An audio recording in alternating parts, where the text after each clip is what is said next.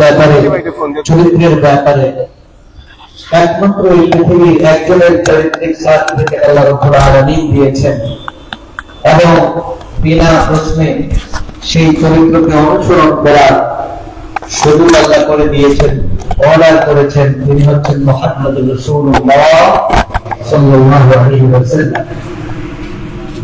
আল্লাহ রাব্বুল আলামিন আমাদেরকে এমন একজন রাসূলের উম্মত করেছেন।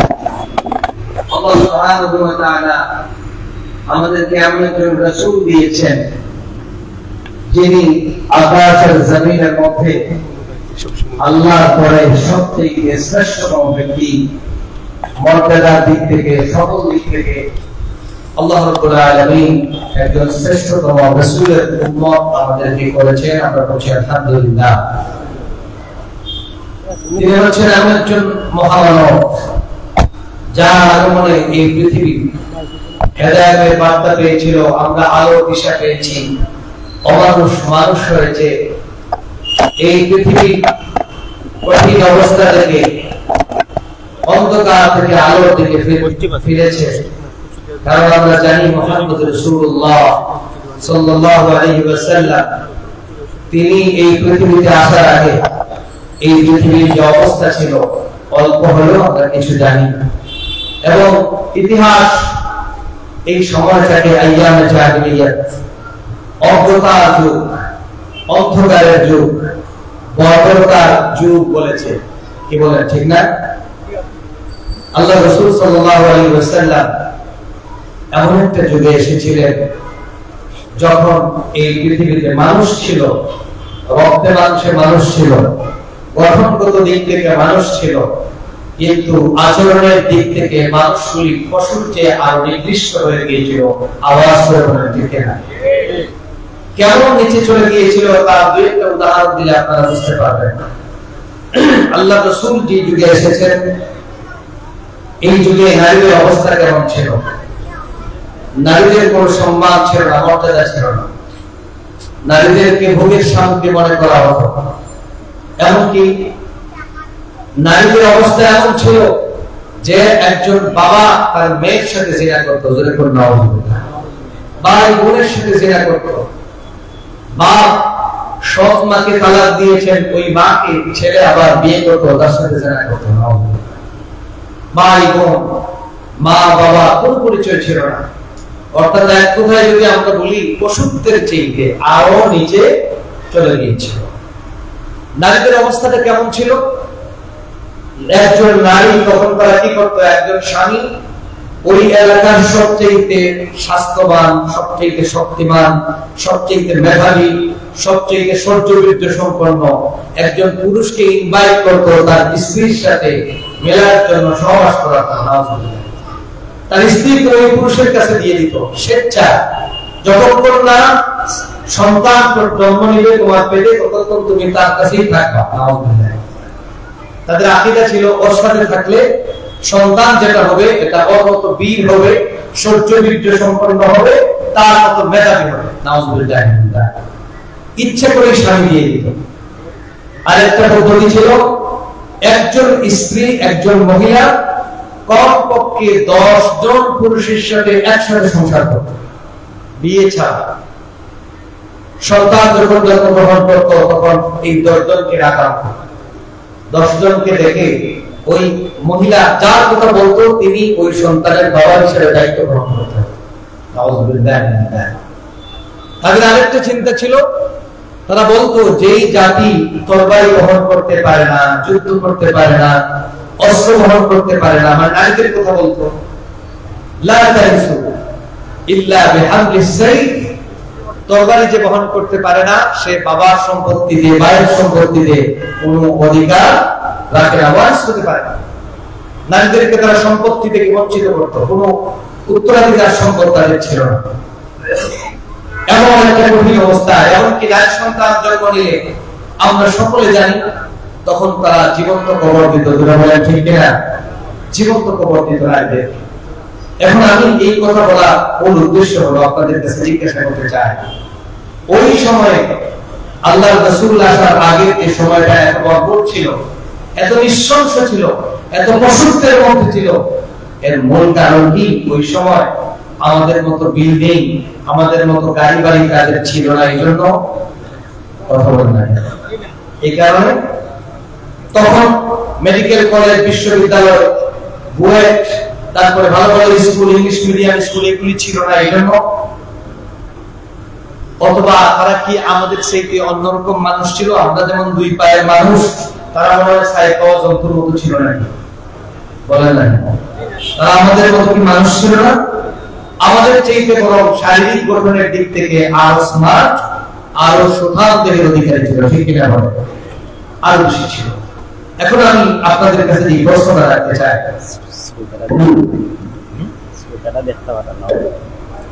ঠিক আছে? এখন আমি আপনাদের কাছে যে প্রশ্ন, আমার মূল মাকসাদ যেটা, আল্লাহ রাসূল আসার আগে এই অবস্থা যে সৃষ্টি হয়েছিল, তাহলে টাকা পয়সা, দালান, গাড়ি বাড়ি, শিক্ষা দীক্ষা এগুলি যদি মূল ফ্যাক্টর না হয়, তাহলে আমি আপনাদের কাছে প্রশ্ন রাখতে চাই, তাহলে বলে তো এই সময়টা এত খারাপ হয়েছিল, তার কারণটা কি ছিল? জি, আপনাদের কাছে জানতে চাই কি কারণ ছিল? কারণটা কি ছিল? এত খারাপ কেন হয়েছিল? বলেন তো, একজন বলেন একটা কারণ বলুন। জি, ওহির জ্ঞান কে বলছেন? হাত দেন। আপনাকে 10 নাম্বার দেওয়া হলো, 1 নাম্বার দিচ্ছি। 1 নাম্বার তিনি বলেছেন ওহির জ্ঞান ছিল না, একটা পেলাম। আর কি সমস্যা ছিল? আর একটা সমস্যা ছিল, বলেন কি? আল্লাহর পক্ষ থেকে কোন নবী রাসূল ছিলেন না, দাওয়াত দানকারী, সতর্ককারী তাদের মধ্যে ছিলেন না। হযরত ঈসা আলাইহিস সালাতু ওয়াস সালামের পর থেকে মুহাম্মদ রাসূলুল্লাহ সাল্লাল্লাহু আলাইহি ওয়াসাল্লাম পর্যন্ত প্রায় 600 বছর কোন নবী রাসূল আসেন নাই।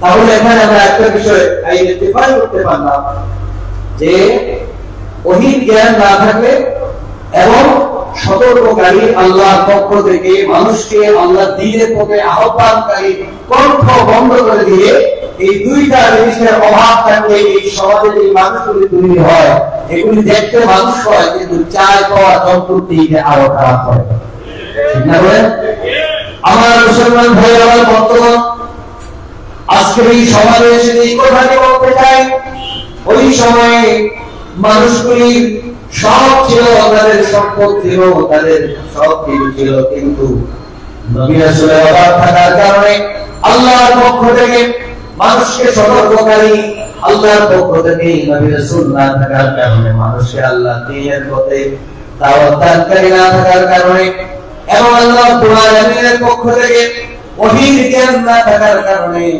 ওই মানুষগুলি পশুর চাইতে আরো নিকৃষ্ট হয়েছিল, ঠিক না? এখন প্রশ্ন হলো, আমরা আবার আমাদের কাছে চলে আসছি। এই যে আমরা যে বাংলাদেশে 2024 সালে দাঁড়িয়েছি, আমি মুরব্বীরা আছেন তাদের কাছে প্রশ্ন রাখতে চাই, এখনকার বাংলাদেশ আর আপনারা আগে উঠিলেন, বলেন তো দেখি, এখন যে পরিমাণ স্কুল, কলেজ, বিশ্ববিদ্যালয়, এখন যে পরিমাণ কল কারখানা, ইন্ডাস্ট্রি, বিল্ডিং, গাড়ি বাড়ি হয়েছে, আগে কি এরকম ছিল? কথা বলতে আগে এরকম ছিল? ছিল না। 2 নম্বর আপনাদের কাছে জিজ্ঞাসা করি, আপনারা ছোটবেলা একজন আরেকজনকে যেমন সম্মান করত, মর্যাদা দিত, যে পরিবেশ ছিল, যে শান্তি ছিল, মানুষ যে শান্তির মধ্যে ছিল, যে সততা ছিল, এরকম এখন বর্তমানে এসে এরকম আপনারা পাচ্ছেন? আগে থেকে শান্তি এখন কমছে না বাড়ছে? কমছে। আগে থেকে চুরি ডাকাতি অশান্তি এখন কমছে না বাড়ছে? খুব তাহলে আগে থেকে কমছে না বাড়ছে? আগে তো পুলিশ বাহিনীর সংখ্যা কম ছিল, পুলিশ কম ছিল, র্যাবও ছিল না, তারপরে অন্যান্য বাহিনীর লোকজন ছিল না, এগুলো কম ছিল, এত বেশি গোয়েন্দা বাহিনী ছিল না। কিন্তু এত বেশি হওয়ার পরেও আজকের 2024 সালে এসে কেন খুব বাহাজারি, মানুষকে ফাঁস করে গুলি করে করে হত্যা করা হচ্ছে, পাখির মতো মানুষকে হত্যা করা হচ্ছে, মানুষের জানমালের নিরাপত্তা নাই, মানুষের ইজ্জতের নিরাপত্তা নাই। একজন মেয়ে স্কুল কলেজ বিশ্ববিদ্যালয়ে গিয়ে তার ইজ্জত রক্ষা করতে পারছে না, একজন মানুষ শান্তি মনে থাকতে পারছে না। এত চাঁদাবাজি, এত চিন্তায় কেন বেড়ে গেল? বলেন তো দেখি, কেন বাড়ছে? বলেন আগে সেই কিন্তু শিক্ষা দীক্ষা এখন বাড়ছে, আগে সেই কিন্তু মানুষ এখন ধনী হয়, আগে সেই মানুষ এখন ডিজিটাল যুগে বাস করছে, তাহলে আগে সেই অশান্তি বাড়লো কেন একটু বলেন তো দেখি। মানুষগুলো এখন অমানুষ করার কথা বলে না। আমরা শিক্ষিত হয়েছি কিন্তু সুশিক্ষিত হই না। আগে ঠিক এখন চুরি ডাকাতি করছে না, আগে চুরি করতো মানুষ মুরুখ চুরি করতো, তাই না? পকেট মারতো 10 টাকা 2 টাকা 5 টাকা, সিটকা চোর ছিল। আর 2024 এসে আল্লাহর খাস রহমতে এই বিজয়ের মাধ্যমে আরো কিছু মানুষের চেহারা উন্মোচিত হয়েছে। আমরা বাংলাদেশে শিক্ষিত চোরের আবির্ভাব দেখেছি। আওয়াজ করে বলেন ঠিক কিনা? এমন চোর দেখেছি 1 কোটি নয়, 2 কোটি নয়, শত কোটি, হাজার হাজার কোটি টাকা চুরি হয়েছে কি হয় না? কথা বলে হয়েছে কি হয় না? এই চুরিটা মনে হয় শুধু একজন করছে না, হাজার হাজার মানুষ করেছে। হাজার হাজার মানুষ এই চুরিতে ডাকাতিতে লিপ্ত ছিল, চাঁদাবাজিতে লিপ্ত ছিল। এখন প্রশ্ন হলো, এত কিছুর পরে আমরা এত চুর পেলাম কেন? এত শিক্ষা দীক্ষা, এত প্রতিষ্ঠান বৃদ্ধি পেল, কিন্তু আমরা এত চুর, এত ডাকাত, এত দুর্নীতিবাদ, এত ছিনতাইকারী, এত খুনি আমরা পেলাম কেন? যেই মানুষগুলি অবাধে শত শত মানুষকে খুন করে আবার মানুষের সামনে এসে প্রকাশ্যে মাইকে বলে আমি কি দোষ করলাম। আওয়াজ করে বলেন ঠিক কিনা? শত শত মানুষকে অর্ডার দিয়ে হত্যা করে এরপরে মানুষের কাছে এসে বলে আমি অপরাধটা কি করেছি, অপরাধ খুঁজে পায় না, ঠিক না? আবার আরেকজনকে দেখলাম, বাংলাদেশের একজন মন্ত্রী ছিলেন, আবার সচিবও কাছে আছে, আরেকজন পুলিশের অফিসার ভাই ভিডিও দেখায় বলতেন স্যার দেখেন তো, একটা মরলে একটাই সরে, আর তো সরে না। দেখছেন না আপনারা? মানুষত্ব, মনুষ্যত্ব কত নিচে গেলে একজন বাংলাদেশের উচ্চপদস্থ মানুষের সামনে এই কথাগুলি বলা যায়। আমার বন্ধুগণ, আমার ভাইয়েরা, এই সমস্ত অপরাধ সংগঠিত হওয়ার মূল কারণ হলো বাংলাদেশ এত নিচে যাওয়ার মূল কারণ, এত হত্যা, রাহাজানি, সন্ত্রাসী বেড়ে যাওয়ার মূল কারণটা কি? মূল কারণটা একটাই, আমরা বাংলাদেশকে ডিজিটালাইজ করার জন্য, বাংলাদেশকে আধুনিক বাংলাদেশ করার জন্য কতিপয় নাস্তিক মুরতাদ কয়েকজন ইসলাম বিদ্বেষীর পরামর্শে আমরা আস্তে আস্তে করে আমাদের স্কুল কলেজ থেকে কোরআনের শিক্ষাকে উঠায় দিয়েছি, নবীর শিক্ষাকে উঠায় দিয়েছি। স্কুল কলেজে কোন সিলেবাসে কোরআন আপনি রাখেন নাই, স্কুল কলেজের সিলেবাস থেকে কোরআনকে উঠায় দিলেন, আল্লাহ নবীর চরিত্রকে, আল্লাহ নবীর জীবনীকে উঠায় দিয়েছেন। এমনকি যারা কোরআনের কথা বলে মানুষের কাছে গিয়ে কোরআনের দাওয়াত দেয়, এমনকি আপনি বিশ্ববরেণ্য আলেমে দ্বীন, মুফাসসিরে কোরআন, নন্দিত মুফাসসিরে কোরআন, যার কণ্ঠের তাফসীর শুনে লক্ষ লক্ষ মানুষ কোরআনের পথে এসেছে, নবীর পথে এসেছে, নামাজের পথে এসেছে, চুরি ছেড়ে দিয়েছে, ডাকাতি ছেড়ে দিয়েছে, মুসলমান হয়েছে অসংখ্য মানুষ।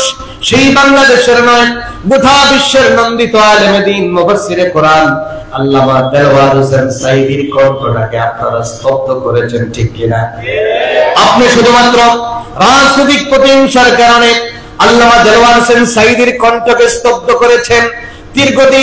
দীর্ঘ 1 যুগের উপরে মানুষ তার কণ্ঠ থেকে কোরআন শুনতে পায় নাই, মানুষকে কোরআন শোনা থেকে আপনি দূরে রেখেছেন।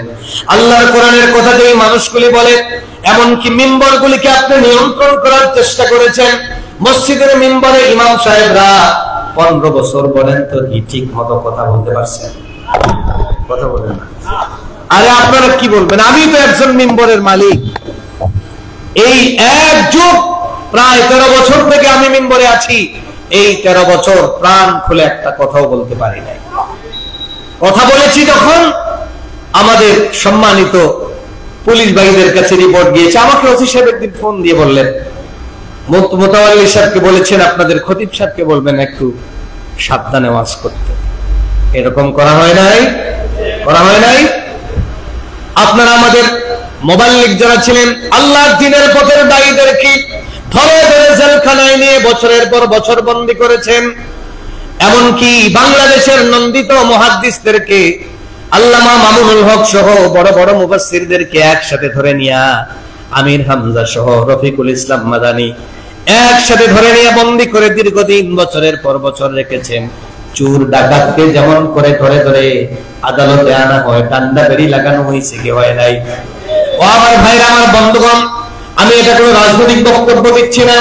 যারা এই কাজটা করেছেন আপনাদের কাছে বিবেকের কাছে প্রশ্ন রাখতে চাই, এই জাতির শ্রেষ্ঠ সন্তানদেরকে আপনারা কণ্ঠকে বন্ধ করে দিয়েছেন। এদের কণ্ঠ যদি খোলা থাকতো বাংলাদেশে সাফাতি বদরুলের জন্ম হতো না। এদের কণ্ঠ যদি খোলা থাকতো, এদের কণ্ঠ খোলা থাকলে ঐশীর মতো মেয়ে জন্ম নিত না। এদের কণ্ঠ খোলা থাকলে বাংলাদেশ আজকে যে অবস্থানে এসে দাঁড়িয়েছে, বাংলাদেশ থেকে নির্লজ্জ ভাবে যারা পালিয়েছে চোর ডাকাতের মতো, তারাও আজকে এরকম পালাতে হতো না। সম্মান মর্যাদার সাথে আপনারা জীবন যাপন করতে পারতেন। আওয়াজ করে বলেন ঠিক কিনা? পুলিশ ভাইদেরকেও আজকে বড় কষ্ট পাই আমরা, কিন্তু পুলিশ ভাইদের বিপক্ষে কখনো ছিলাম না, এখনো নাই, ভবিষ্যতেও হব না। কারণ ওনারা যে কষ্টটা করেন, ওনারা যে দায়িত্ব পালন করেন, ডিউটি পালন করেন, একদিন যদি আপনি দেখতেন তারা কেমন ডিউটি করে। যেমন করোনার সময় ওনারা যে ডিউটি পালন করেছেন, সব মানুষ যখন নিরাপদ দূরত্বে, আমার দেশের পুলিশ বাহিনীরা তখন জীবন বাজি রেখে তখন তারা দায়িত্ব পালন করেছে। আওয়াজ করে বলেন ঠিক কিনা? কিন্তু এই পুলিশ বাহিনীদেরকে নষ্ট করেছে কারা? আজকে সব জাতির সামনে উন্মোচিত হয়েছে, ঠিক কিনা? পুলিশ বাহিনীদেরকে আত্মসমালোচনা করতে হবে। আমার বন্ধুগণ, আমার ভাইয়েরা, এই বাংলাদেশে শাসন করেছেন দীর্ঘ 15 বছরের উপরে শাসন করলেন যারা, আজকে আমরা দেখেছি যাওয়ার সময় তাদের অবস্থাটা কেমন হয়েছে, নির্লজ্জ ভাবে তারা পতন ঘটেছে। এর মূল কারণটা কি? এখান থেকে শিক্ষা নিতে হবে। প্রথম শিক্ষা হলো আল্লাহ নবীর যুগের আগে এমন খারাপ হয়েছিল, তার কারণটা কি? তার কারণ দুইটাই ছিল। মূল কারণ একটা হলো আল্লাহর দ্বীনের পথের দাওয়াত দানকারী মানুষের গলা টিপে তখন হত্যা করার চেষ্টা করা হয়েছিল। 2 নাম্বার হলো ওহীর জ্ঞানকে বন্ধ করা হয়েছিল। ও আমার ভাইরা, আমার বন্ধুগণ, বিগত 15 বছর আমরা এক জায়গায় মসজিদে 3 জন কথা বলতে পারি নাই। মসজিদে কথা বললে আমাদেরকে মসজিদ থেকে ধরে নেওয়া হয়েছে। আওয়াজ করে বলেন ঠিক কিনা? কোরআনের দাস না হচ্ছে, কোরআনের দাস থেকে উঠে আনা হয়েছে এবং সেখানে বলা হয়েছে তারা কি করেছে? এখানে নাশকতার অভিযোগে নাশকতামূলক বৈঠক করছেন। এই নাশকতার অভিযোগে, ভাই এটা উঠে দেন, নিচে নামে যায়, উঠে দেন। নাশকতার অভিযোগে এদেরকে এখান থেকে অ্যারেস্ট করা হয়েছে। হয় না এরকম? ও আমার ভাইরা, আমার বন্ধুগণ, সুশীল সমাজের মানুষদেরকে বলতে চাই, আপনি যতই কোরআনকে এখান থেকে সরিয়ে দিবেন, স্কুল কলেজ বিশ্ববিদ্যালয়ে কিন্তু আমার সন্তান শুধু পড়ে না রে ভাই। স্কুল কলেজ বিশ্ববিদ্যালয়ে আপনাদের সন্তানও পড়ে, ছেলে মেয়েরাও কিন্তু আপনাদেরও পড়ে, আমাদের শুধু ছেলে মেয়েরা পড়ে না। আমার ভাইরা, আমার বন্ধুগণ, আপনার আগামী দিনের প্রজন্ম, আপনার ছেলে আপনার মেয়ে নষ্ট হয়ে যাবে স্কুল কলেজ বিশ্ববিদ্যালয়ে পড়ে। আগামী দিনে এমন নষ্ট হবে, আপনাকে বৃদ্ধাশ্রমে পাঠাবে।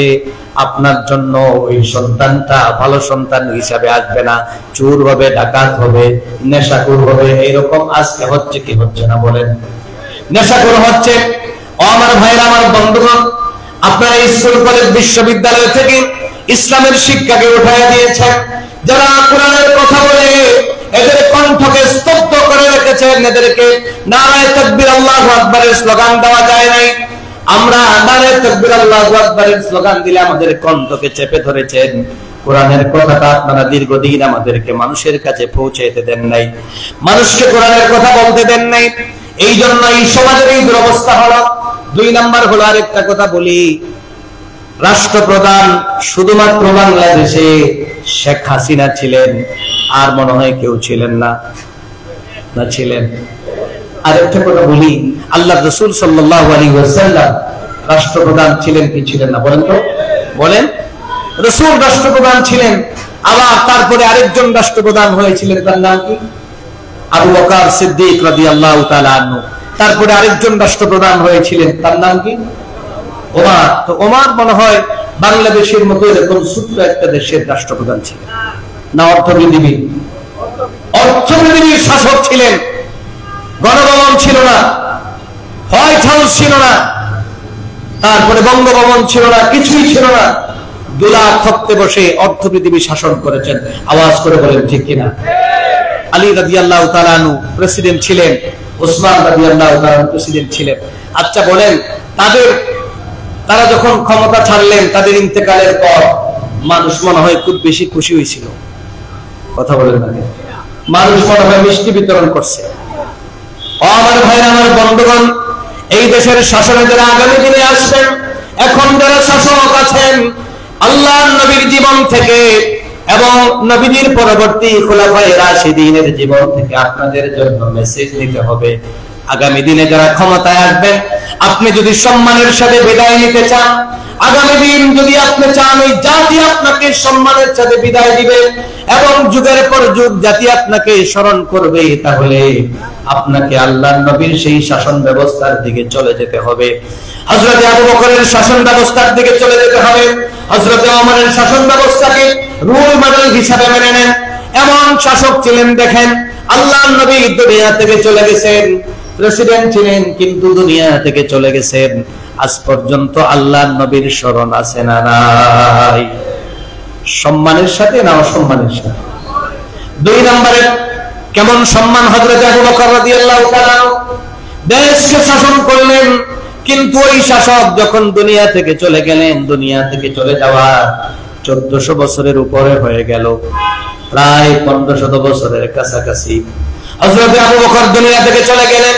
কিন্তু আজকে বাংলাদেশ নয়, এই পৃথিবীর প্রত্যেকটা দেশ থেকে যত মুসলমান হজ করতে যায়, উমরা করতে যায়, আল্লাহর নবীর রওজা যখন জিয়ারত করে সালাম দেয়, বলেন তো দেখি 2 নম্বরে কারে সালাম দেয়? 2 নম্বর কারে সালাম দেয়? হযরত আবু বকরকে সালাম জানায়। এটা শুধু বাংলাদেশের মানুষ নয়, গোটা পৃথিবীর সবগুলি মুসলমান সাদা কালো সব মুসলমানরা সালাম জানায়। 2 নম্বরে হযরত ওমরকে সালাম জানায়। এদেরকে সম্মানের সাথে স্মরণ করে। এদের কিন্তু গাড়ি ছিল না, বাড়ি ছিল না, এখনকার মতো এত প্রটোকল ছিল না, কিন্তু এদেরকে স্মরণ করে। তার মূল কারণটা কি? তার মূল কারণ, শাসন ব্যবস্থা পরিচালনা করেছিলেন, তাদের মূল নীতি ছিল আল্লাহর কোরআন আর নবীর দেখানো সুন্নাহ। জুড়ে বলেন ঠিক কিনা? এই 2টা ব্যবস্থায় যদি আগামী সরকার যারা গঠন করবেন, অন্তর্বর্তীকালীন সরকার সহ আগামী দিন যদি বাংলাদেশকে শান্তির বাংলাদেশ উপহার দিতে চান এবং আগামী দিনে যদি আপনি নন্দিত হতে চান, আপনি যদি মানুষের জন্য কল্যাণকর একজন রাষ্ট্রপ্রধান হতে চান, আপনাকে আবার ফিরে যেতে হবে রাসূল এবং সাহাবায়ে কেরামের সেই শাসন ব্যবস্থার দিকে। কোরআন সুন্নাহর আলোকে এখনো যদি শাসন ব্যবস্থা পরিচালনা করা হয়, আমার দেশের পুলিশ বাহিনীদেরকে তখন আর নির্যাতিত হতে হবে না। আওয়াজ করে বলেন ঠিক কিনা? আজকে কেন পুলিশ বাহিনীরা তাদের অধিকারের জন্য মিছিল করবে? কেন তারা কমিশন গঠনের জন্য মিছিল করবে? আজকে তারা কেন অভিযোগ করে বলবে আমাদেরকে ব্যবহার করা হয়েছে? আজকে আমরা প্রত্যেক মানুষ অধিকার আদায়ের জন্য আজকে মিছিল করি। আওয়াজ করে বলেন ঠিক কিনা? আমরা কেন মিছিল করতে হচ্ছে? কারণ ইসলাম ছাড়া পৃথিবীতে যত পথ আছে, পন্থা আছে, কোন জায়গায় গেলে আপনার অধিকার কখনো খুঁজে পাওয়া যাবে না। আল্লাহ নবী সাল্লাল্লাহু আলাইহি ওয়াসাল্লাম এই পৃথিবীতে আসছেন আমাদের জন্য। আল্লাহ রাব্বুল আলামিন তার রাসূলকে বলছেন, ওয়া আরসালনাকা ইল্লা রাহমাতাল লিল আলামিন। আল্লাহ নবী সাল্লাল্লাহু আলাইহি ওয়াসাল্লাম এই পৃথিবীতে আসলেন, মানুষের জন্য কেমন রহমত ছিলেন। নবীজি আসার পর থেকেই বারাকা শুরু হলো, রহমত শুরু হলো। আল্লাহ নবীর আগমনের পরে নবীজি তার যেই দুধ মাতা হালিমার বলে গেলেন। হালিমা বলেন, ওই মুহাম্মদ শিশু এমন বরকতময় ছিল, এমন রহমতের শিশু ছিল, আমি যখন শিশুটাকে আমার কলিজার সাথে লাগাই না, আমার কোলের মধ্যে যখন মুহাম্মদকে উঠায় নিলাম, ধরলাম, আমি দেখলাম আমার 2টা স্তন কুদরতি ভাবে দুধে ভরে গেছে। আমার যেই গাধাটি হাঁটতে পারত না, সেই গাধাটি সচল হয়ে গেছে। আমার বাড়িতে ফসল জন্ম নিয়েছে। আমার ছাগলগুলি যেই মাঠে রাখা হতো, সবার ছাগল উপাস থাকতো, কিন্তু আমার ছাগলগুলি বিকেল বেলা অটোমেটিক পেট ভরে বাড়িতে ফিরে আসতো। আল্লাহ নবী সাল্লাল্লাহু আলাইহি ওয়াসাল্লাম এই পৃথিবীতে আসলেন মানুষকে। আল্লাহ রাসূল সাল্লাল্লাহু আলাইহি ওয়াসাল্লাম আল্লাহ রাব্বুল আলামিন পাঠিয়েছিলেন, ইন্না আরসালনাকা শাহিদান ওয়া মুবাশশিরান ওয়া নাযীরা। তাকে পাঠিয়েছিলেন মানুষকে সুসংবাদ দেওয়ার জন্য জান্নাতে, তাকে পাঠিয়েছিলেন মানুষকে জাহান্নামের আগুন থেকে বাঁচার জন্য, তাকে পাঠিয়েছিলেন মানুষকে গুনার কাছ থেকে সতর্ক করার জন্য। আল্লাহ নবী সাল্লাল্লাহু আলাইহি ওয়াসাল্লাম এই পৃথিবীতে আসলেন। আমি সংক্ষেপে বলছি, নবীজি যখন ওহী প্রাপ্ত হলেন, ওহী প্রাপ্ত হওয়ার আগে নবীজির বিবাহিত জীবন থেকে আরেকটা শিক্ষা আমাদের জন্য। আল্লাহ নবী সাল্লাল্লাহু আলাইহি ওয়াসাল্লাম খাদিজাতুল কুবরা রাদিয়াল্লাহু তাআলা আনহার ব্যবসা দেখার জন্য নবীকে দায়িত্ব দেওয়া হলো। তৎকালীন সময়ের সবচেয়ে ধনী মহিলা ছিলেন খাদিজা। খাদিজা যখন তাকে বললেন, তুমি আমার ব্যবসাটা দেখাশোনা করো, এই পার্সেন্টেজে তোমাকে মুশারাকা পদ্ধতিতে তোমাকে এই পার্সেন্টেজে আমি মুদারিব হিসাবে তোমাকে লাভ দিব, লাভের পরিমাণটা একটু বেশি বললেন। রাসূল ব্যবসা করে সততার সাথে সবার চাইতে বেশি পুঁজি সহ লাভ এনে পাই পাই করে যখন বুঝাইয়া দিলেন, খাদিজাতুল কুবরা তৎকালীন সময়ের সবচেয়ে ধনাঢ্য মহিলা, তিনি আকৃষ্ট হলেন তার সততা দেখে, তার চরিত্র দেখে, এবং তিনি নিজ থেকে প্রস্তাব দিলেন আল্লাহ রাসূলের সাথে বিবাহ বন্ধনের জন্য। সুবহানাল্লাহ পড়েন। এখানে আমরা যারা আছি ব্যবসায়ী, এখানে আমরা যারা আছি পেশাজীবী, আমাদের প্রত্যেকের জন্য একটা মেসেজ আছে, শিক্ষা আছে। কি শিক্ষা? আমরা যেই সেক্টরে দায়িত্ব পালন করবো, আমার পুলিশ ভাইরা হতে পারেন, সরকারি কর্মচারী হতে পারেন, একজন এসপি সাহেব হতে পারেন, ডিসি সাহেব হতে পারেন, তারপরে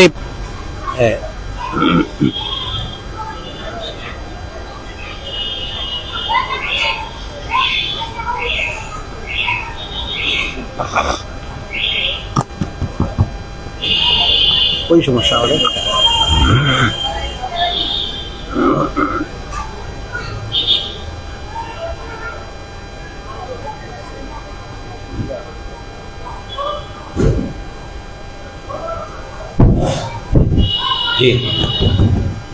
তারপরে একজন সচিব হতে পারেন, একজন দোকানের কর্মচারী আমি হতে পারি, একজন ব্যবসায়িক ম্যানেজার হতে পারি।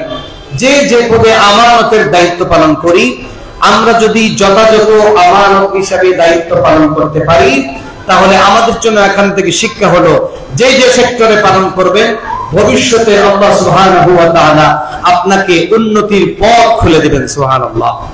রাসূল সততার কারণে এত ধনাঢ্য পরিবারে তার আত্মীয়তা শুরু হয়ে গিয়েছিল। আমরাও দেখবেন এখনো যারা ভালো কর্মচারী, যারা বিশ্বস্ত কর্মচারী যারা, তাদেরকে কিন্তু মালিক তার ভবিষ্যতের জন্য একটা ব্যবস্থা করে কি করে না, একটা ব্যবস্থা করে দেয়। এজন্য আমরা এখান থেকে আরেকটা শিক্ষা নিলাম, আমরা আগামী দিনে যে যে সেক্টরে দায়িত্ব পালন করব, দেশের কোনো কাজ করি, ব্যক্তিগত কোনো কাজ, সামাজিক কোনো কাজ, সব ক্ষেত্রে জবাবদিহিতার মানসিকতা নিয়ে সততার সাথে করবো ইনশাআল্লাহ। পারবো তো ইনশাআল্লাহ? আমরা করলে একদিন আমরা ইনশাআল্লাহ নন্দিত হব, নিন্দিত হব না। 3 নাম্বার, আল্লাহ রাসূলের জীবন থেকে আরেকটা শিক্ষা। আল্লাহ নবী সাল্লাল্লাহু আলাইহি ওয়াসাল্লাম যখন নবুয়তের দায়িত্ব দেওয়া শুরু করলেন, আল্লাহ নবী যখন রিসালাতের দায়িত্ব পেলেন, রিসালাতের দায়িত্ব পেয়ে আল্লাহ নবী সাল্লাল্লাহু আলাইহি ওয়াসাল্লাম দৌড়ায় আম্মাজান খাদিজাতুল কুবরা রাদিয়াল্লাহু তাআলা আনহার ঘরে এসে নবীজি বলেন, খাদিজা রে, আমার তো শরীরের যে অবস্থা, আমার মনে হচ্ছে আমি মনে হয় মারা যাব, আমি মনে হয় বাঁচব না, এই দুনিয়া থেকে চলে যাব। আম্মাজান খাদিজাতুল কুবরা রাদিয়াল্লাহু তাআলা আনহা ওই সময় স্ত্রী হিসাবে স্বামীর পক্ষে আল্লাহর নবীর ঐতিহাসিক 5টা চরিত্রের কথা বলেছেন। আওয়াজ করে বলেন, কয়টা চরিত্রের? 5টা চরিত্রের কথা বলেছেন। দৃঢ় কণ্ঠে তিনি বলেছেন, ওয়াল্লাহি লা ইউযিকাল্লাহু আবাদা। হে রাসূল, কখনো না, আমি আল্লাহর কসম করে বলছি, আপনি ভয়ের কোনো কারণ নাই, চিন্তার কোনো কারণ নাই, টেনশনের কোনো কারণ নাই। হে রাসূল, আমি আল্লাহর কসম করে বলছি, কখনো আল্লাহ আপনাকে বেইজ্জত করবেন না, ধ্বংস করবেন না, বিপর্যস্ত করবেন না। জোরে কোন সুবহানাল্লাহ। ও নবী, আল্লাহ আপনাকে কখনো বিপর্যস্ত করবেন না, আপনি কখনো ধ্বংস হবেন না। তার কারণ আপনার কাছে ঐতিহাসিক 5টা চরিত্র আছে, যেই চরিত্রগুলি সকল মানুষের কাছে নাই। আপনি এমন সুমধুর 5টা চরিত্রের অধিকারী। 1 নাম্বার হলো, ভালো করে শুনেন আমার ভাইরা, আমার বন্ধুগণ, এই 5টা চরিত্র আজ পর্যন্ত, কিয়ামত পর্যন্ত যদি কোনো মানুষ এই 5টা ক্যারেক্টার অর্জন করতে পারে, 5টা চরিত্র অর্জন করতে পারে, তাহলে কোনদিন ওই মানুষকে কেউ বেইজ্জত করতে পারবে ওই মানুষ কখনো লাঞ্ছিত হবে না, ওই মানুষ কখনো ব্যর্থ হবে না। এক নাম্বার হলো ইন্নাকা লাতাসিলুর রহিম। আম্মা জান খাদিজাতুল কুবরা রাসূলের চরিত্রের ব্যাপারে বললেন, নবীজি আপনি তো নিশ্চয় আত্মীয়তার হক রক্ষা করে চলেন। রক্ত সম্পর্কিত আত্মীয় যারা, তাদের সাথে আপনি সম্পর্ক রক্ষা করেন। এমনকি আল্লাহর নবী আত্মীয়তার হকের ব্যাপারে বলেছেন, রক্ত সম্পর্কিত আত্মীয়তার হকের ব্যাপারে নবীজি বলেছেন, লা ইয়াদখুলুল জান্নাতা কাতিউর রাহিম। আল্লাহর নবী বলেছেন, আপনি যত নামাজ পড়েন না কেন, যতই হজ করেন না কেন, যতই কোরআন তিলাওয়াত করেন না কেন, হাজী সাহেব হন না কেন, যদি আপনি আপনার রক্ত সম্পর্কিত আত্মীয়দের সাথে ভালো ব্যবহার না করেন, নবীজি বলেছেন আপনার নামাজ আপনাকে জান্নাতে ঢোকাতে পারবে না, আপনি জান্নাতে যেতে পারবেন না। অন্য হাদিসে আল্লাহর রাসূল বলেন, মান সাররাহু, কেউ যদি আফসোস করে, কেউ যদি খুশি হতে চায়, কেউ যদি চায় যে তার হায়াত আল্লাহ বাড়িয়ে দিন এবং রিজেকে আল্লাহ তার বরকত বাড়িয়ে দিন। কয়টা কথা বলছি? হায়াতে আল্লাহ বরকত বাড়িয়ে দিন, রিজেকে আল্লাহ বরকত বাড়িয়ে দিন। এই দুইটা জিনিস কেউ যদি চায়, ফালিয়াসিল রাহিমা, সেজন্য তার রক্ত সম্পর্কিত আত্মীয়দের সাথে ভালো সম্পর্ক রাখে। সুবহানাল্লাহ। আল্লাহর রাসূল আত্মীয়দের সাথে সম্পর্ক ভালো রাখতেন। ভাইয়ের সাথে, বোনের সাথে, ফুফুর সাথে, খালার সাথে, চাচার সাথে, চাচির সাথে, তারপরে আম্মা আব্বা সবার সাথে তিনি কি করতেন? আত্মীয় স্বজনের সাথে সম্পর্ক ভালো রাখতেন। তাহলে পারবো তো ইনশাআল্লাহ। এক নম্বরে সম্পর্ক রক্ষা করব। আম্মা জান খাদিজাতুল কুবরা বলেন, নবীজি দুই নাম্বার চরিত্র হলো ওয়াতুকরিমুদ দাইফ, আপনি মেহমানকে সম্মান করেন, মেহমানদেরকে কদর করেন। তিন নাম্বার হলো খাদিজাতুল কুবরা বলেন, তিন নাম্বার হলো ওয়াতুসাদ্দিকুল হাদিস, নবীজি আপনি কখনো মিথ্যা কথা বলেন না, অতএব আপনি কখনো ধ্বংস হতে পারেন না। সব সময় আপনি তো সত্য কথা বলেন, মেহমানদেরকে সম্মান করেন, আত্মীয়তার সম্পর্ক রক্ষা করেন। চার নাম্বার হলো ওয়াতাহমিলুল কাল, আপনি অসহায় মানুষের বোঝা বহন করেন। আওয়াজ করে বলেন সুবহানাল্লাহ। অসহায় মানুষের বোঝা বহন করেন মানে অসহায়কে সহায় দেন। যেখানে যে অসহায়, নবীজি আপনি তার কাছে চলে যান, অসহায় মানুষকে আপনি সহযোগিতা করেন। সুবহানাল্লাহ। তাহলে বোঝা যাচ্ছে মানব সেবা, অসহায় মানুষের খিদমত করা এটা সাধারণ কোনো কাজ নয়, এটা অনেক উচ্চ মার্গের কাজ। রাসূল বলেছেন, খায়রুন নাস মান ইয়ানফাউন নাস, যে মানুষের উপকার করে সে তোমাদের মধ্যে সবচেয়ে উত্তম মানুষ। সর্বশেষ 5 নাম্বার রাসূলের চরিত্রের ব্যাপারে তিনি বললেন, ওয়াতুইনু আলা নওয়াইবিল হক। ও নবীজি আপনার একটা সুন্দর চরিত্র হলো অধিকার বঞ্চিত মানুষের অধিকার আদায়ে আপনি সব সময় সহযোগিতা করেন, মানুষের অধিকার আপনি নিয়ে তার কাছে পৌঁছায়া দেন। কিন্তু আজকে দেখেন আমাদের সমাজের অবস্থা হলো, আমাদের সমাজের যারা কর্তা ব্যক্তি হয় এরা মনে হয় সব অধিকার বাড়ি বাড়ি পৌঁছাইয়া দেয়। কথা বলেন না কেন? আরে অধিকার আদায়ের জন্য 2024 সালে আমার দেশে ছাত্র জনতা আন্দোলন করতে হয়েছে। আওয়াজ করে বলেন ঠিক কিনা? এমনকি তারা অধিকার আদায় করতে গিয়া স্লোগান দিয়েছে, চেয়েছিলাম অধিকার, হয়ে গেলাম, বলেন চেয়েছিলাম অধিকার, হয়ে গেলাম রাজাকার। তারা তাদের মৌলিক অধিকারটা চেয়েছিল, অধিকার আদায় করতে গিয়ে মাঠে বুকে গুলিকে বরণ করতে হয়েছে। আওয়াজ করে বলেন ঠিক কিনা? চেয়েছে অধিকার, অধিকার প্রদানের পরিবর্তে আমরা তাদেরকে গুলি দিয়েছি, আমরা তাদেরকে বোমা মেরে শেষ করে দিয়েছি, আমরা তাদেরকে দুনিয়া থেকে বিদায় করেছি, আমরা তার হাত কেড়ে নিয়েছি, পা কেড়ে নিয়েছি, চোখ কেড়ে নিয়েছি, তাকে পঙ্গ করে দিয়েছি। আওয়াজ করে বলেন ঠিক কিনা? এর মূল কারণটা কি? মূল কারণ ওয়াতুইনু আলা নওয়াইবিল হক। রাসূলের যে চরিত্র ছিল অধিকার বঞ্চিত মানুষের অধিকার পৌঁছে দেওয়া, মিশন তৈরি আদায় করা, এই মিশন আমাদের মাঝে নাই। সেই চরিত্র আমাদের মাঝে না থাকার কারণে আজকে আমরা অধিকারের জন্য মানুষের দুয়ারে দুয়ারে ফিরতে হয়। জোরে বলেন ঠিক কিনা? আমরা যদি আজকে সমাজের সকল স্তরের মানুষ এই 5টা চরিত্রের অধিকারী হতে পারি, ইনশাআল্লাহ সমাজ শান্তি হবে এবং আমরা যারা আছি আমরাও কখনো বিপর্যস্ত হব না, লাঞ্ছিত হব না, আমরা বঞ্চিত হব না, আমরা ধ্বংস হব না। আওয়াজ করে বলেন ঠিক কিনা? তাহলে আমি কয়টা চরিত্রের কথা বলেছি? বলেন তো কয়টা চরিত্রে? আমরা কি 5টা চরিত্র অর্জন করতে পারবো ইনশাআল্লাহ? আত্মীয়তার সাথে সম্পর্ক রক্ষা করব, আমরা সব সময় সত্য কথা বলবো, আমরা কখনো মিথ্যা কথা বলবো না, অধিকার বঞ্চিত মানুষের অধিকার আদায় করব, আমরা অসহায় মানুষকে সাহায্য সহযোগিতার জন্য এগিয়ে যাব। আমরা এই কাজ যদি করতে পারি ইনশাআল্লাহ সমাজ শান্তি হবে, আমরাও শান্তিতে থাকতে পারব। আল্লাহ নবীর আরো তিনটা চরিত্রের কথা বলি।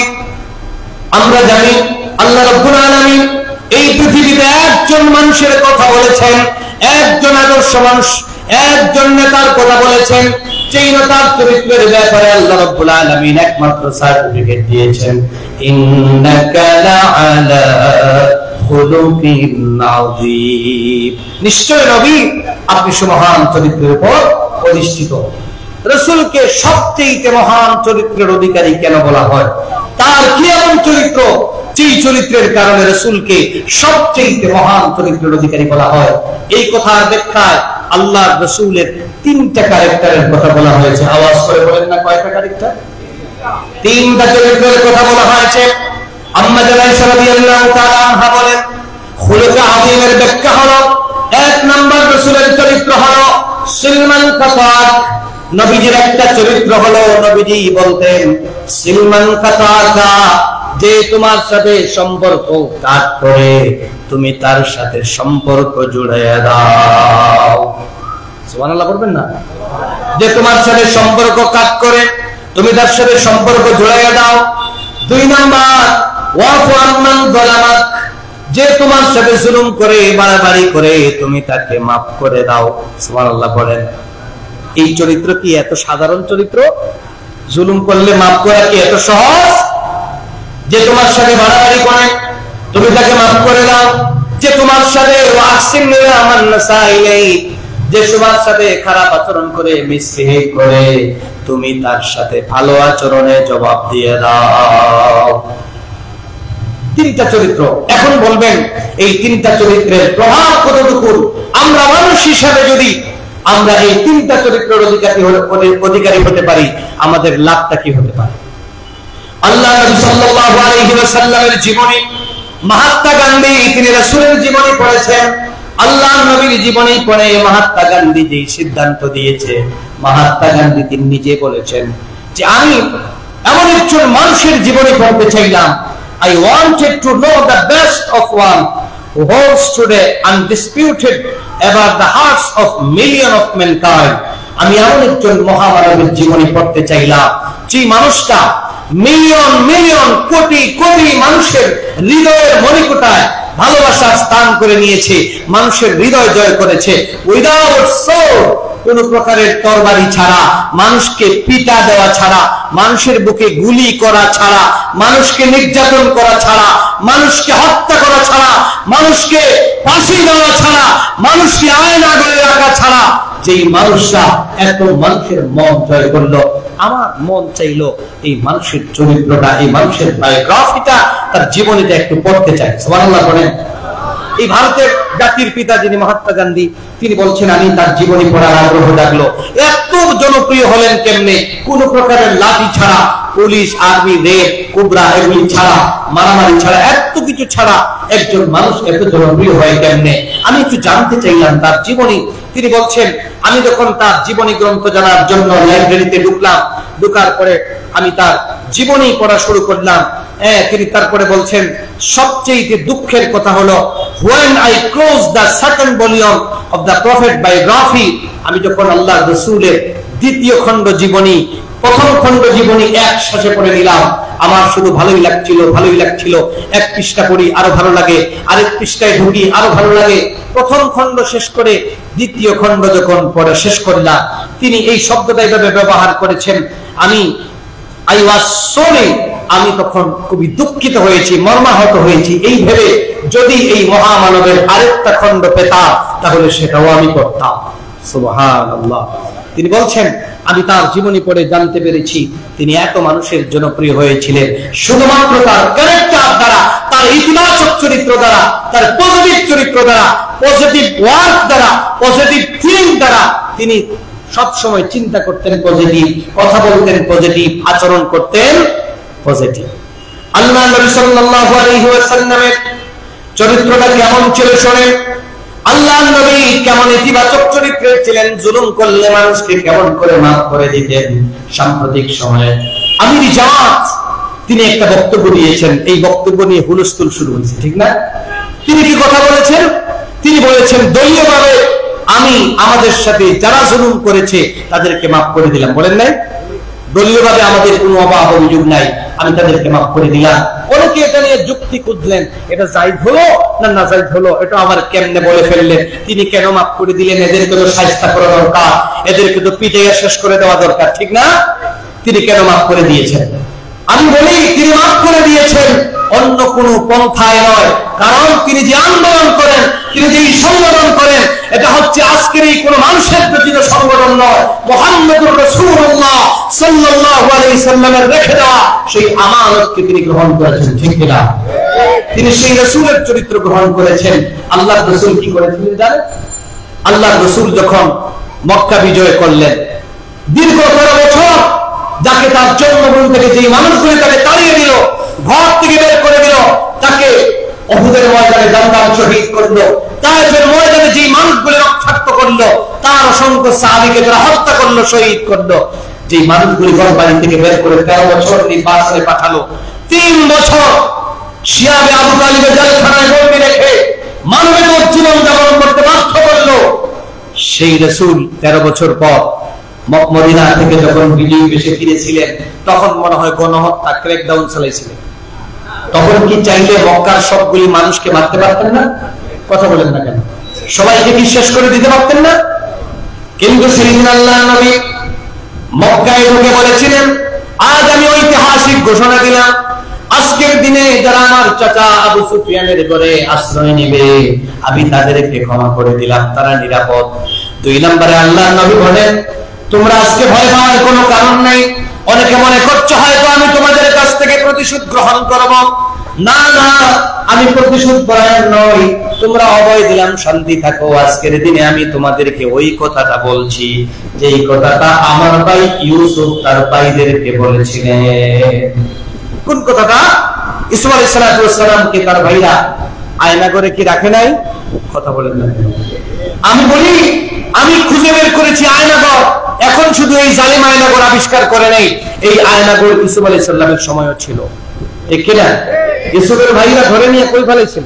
আয়না ঘরে না, একটা শুকনা কুয়ার মধ্যে আয়নাঘর না, এটা আয়নাঘরের মতো একটা ঘরে রেখেছিল।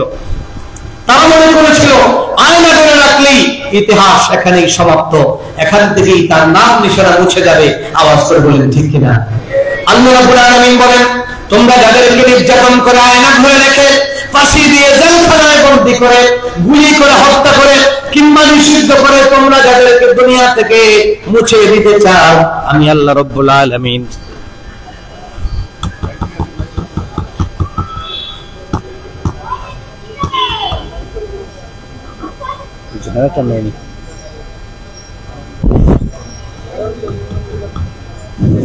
জি জি শোনেন, ও এটা সমস্যা নাই, ডিজিটাল বাংলাদেশ তো তারা আয়না করে রাখলো। আল্লাহ রাব্বুল আলামিন এখান থেকে উঠায়া ক্ষমতার মসনদে বসাইছিলেন কি বসান নাই? বলেন না, বলেন না। আল্লাহ নবী সাল্লাল্লাহু আলাইহি ওয়াসাল্লাম মক্কা বিজয়ের দিন ঘোষণা দিলেন, ও আমার মক্কার মানুষেরা শোনো, তোমরা যারা আমাকে নির্যাতন করেছিলে, আমাদের সাথে জুলুম করেছিলা, আজকের এই 13 বছরের জুলুম সব আজকে আমি হাসি মুখে ক্ষমা করে দিলাম, তোমাদেরকে মাফ করে দিলাম। ক্বালা লা তাসরিবা আলাইকুমুল ইয়াওম, আজকের দিনে তোমাদের প্রতি আমার কোনো অভিযোগ নাই, তোমাদেরকে নিঃস্বার্থভাবে ক্ষমা করে দিলাম। রাসূল কি ক্ষমা করে দেন নাই? এই ক্ষমা করে দেওয়া রাসূল ছোট হয়েছেন না বড় হয়েছেন? অনেক লাভ হয়েছে। এমনকি আল্লাহ নবী সাল্লাল্লাহু আলাইহি ওয়াসাল্লাম তার জীবনের একটা ঘটনা শুনেন, নবীজির চরিত্রটা কেমন ইতিবাচক ছিল। ক্ষমাতেই ইজ্জত রয়েছে। কেউ যদি কাউকে ক্ষমা করে দেয়, রাসূল বলেছেন ইল্লা ইজ্জান, তাহলে আল্লাহ রাব্বুল আলামিন ওই ক্ষমা করেওয়ালা মানুষের ইজ্জত বাড়ায় দেন। জোরে বলুন সুবহানাল্লাহ। এজন্য আমি অনুরোধ করব, আমরা যারা আছি, আমরা যারা ক্ষমতা থেকে চলে গিয়েছে, অনেকে আমাদেরকে জুলুম করেছে, নির্যাতন করেছে, তার মানে এই নয় সে আমাকে একটা মামলা দিয়েছে, এখন সুযোগ পেয়েছি তার নামে 10টা মামলা দিব। এটা কি ইসলাম বলে? এটা ইসলাম বলে না। অন্যায়ভাবে মিথ্যা মামলা দিয়ে একজন মানুষ অন্য দল করতে পারে, আওয়ামী লীগ করতে পারে, অন্য দল করতে পারে। তার মানে কি এটা সে কখনো অপরাধ করে নাই, এখন আপনি তার নামটা ঢুকায় তারা মিথ্যা মামলায় ঢুকিয়ে দিবেন, এটা কি ইসলাম বলে? এটা কিন্তু ইসলাম বলে না। আমির জামাত এই কথাটুকুন বলেছেন যে আমাদেরকে যা জুলুম করা হয়েছে রাসূলের সেই আদর্শ অনুযায়ী আমরা পরমনের পরিচয় দিয়েছি, আমরা তাদেরকে হেদায়েতের সুযোগ দিলাম, আমরা তাদেরকে মাফ করে দিলাম। আল্লাহ নবী সাল্লাল্লাহু আলাইহি ওয়াসাল্লাম জিহাদের ময়দান থেকে ফিরছিলেন, রাস্তায় হঠাৎ করে মধ্যখানে এসে আল্লাহর নবীর সাহাবীরা বললেন, ইয়া রাসূলুল্লাহ, নবীজি গো একটু বিশ্রাম নেওয়া দরকার।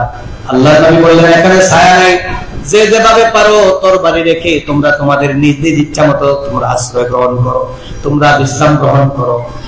আল্লাহ নবী সাল্লাল্লাহু আলাইহি ওয়াসাল্লাম তিনি খুঁজে দূরে একটা দেখলেন খেজুর গাছ, ওই খেজুর গাছের নিচে গিয়ে একা গাছের নিচেই শুয়ে থাকলেন।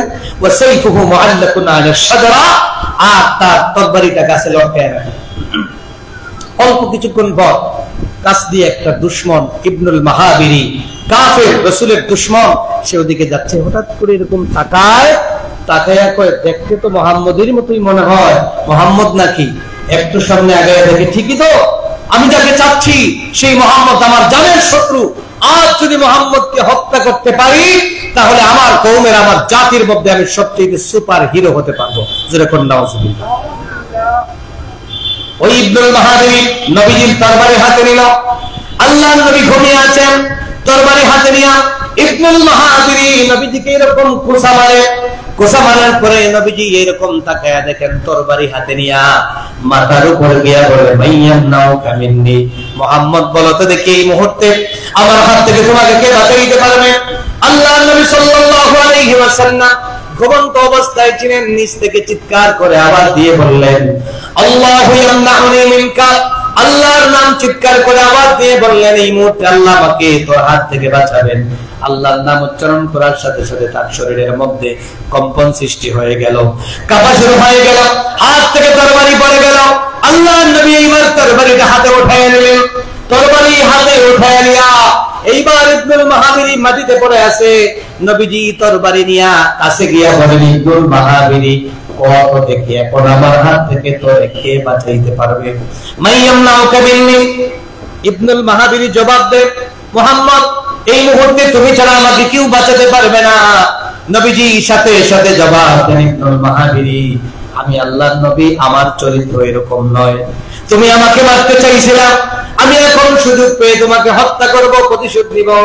এই প্রতিশোধ পরায়ণ নবী আমি নয়, এটা আমার কাজ নয়। আমি তোমাকে নিঃশর্ত ক্ষমা করে দিলাম, আজ থেকে তোমার প্রতি আমার কোনো রাগ নাই, যাও তোমাকে মাফ করে দিলাম। ইবনুল মাহাবিরি মুখের দিকে তাকায়, চিন্তা করে যে মুহাম্মদের কথা আগে শুনলাম, ওই মুহাম্মদ আর ওই মুহাম্মদ কি এক নাকি আলাদা দুইজন? চিন্তা করে গেল, আস্তে করে জিজ্ঞাসা করে, মুহাম্মদ তোমার নামে তো অনেক বদনাম শুনলাম, তুমি না অনেক সন্ত্রাসী, তুমি না অনেক, তুমি এই খারাপ এই খারাপ, তুমি এরকম। যেমন এখন দেখছি, কতদিন দেখলাম জামাত ইসলামের একটা প্রোগ্রামে একজন সাংবাদিক, মহিলা সাংবাদিক, তিনি বক্তব্য দিচ্ছেন। তিনি বলছেন, দীর্ঘদিন তো আসলে আপনাদেরকে জানার সুযোগ হয় নাই, আপনাদের ব্যাপারে শুধু নেগেটিভটাই জানছি, পজিটিভ জানার সুযোগ হয় নাই। এখন কাছে এসে তো বুঝছি না, আপনারা তো সেই জামাতই জামাত না, আপনারা তো অনেক ভালো মানুষ। হচ্ছে কি হচ্ছে না বলেন? এজন্য আমরা বলি, ভাইরা দূর থেকে আমাদেরকে এত খারাপ বলেন, আমরা খুব ভালো মানুষ না হলে এত খারাপ মানুষ না। একটু কাছে আসেন, একটু স্টাডি করেন না, একটু সময় দেন, দিয়ে দেখেন কেমন ভালো আর কেমন খারাপ।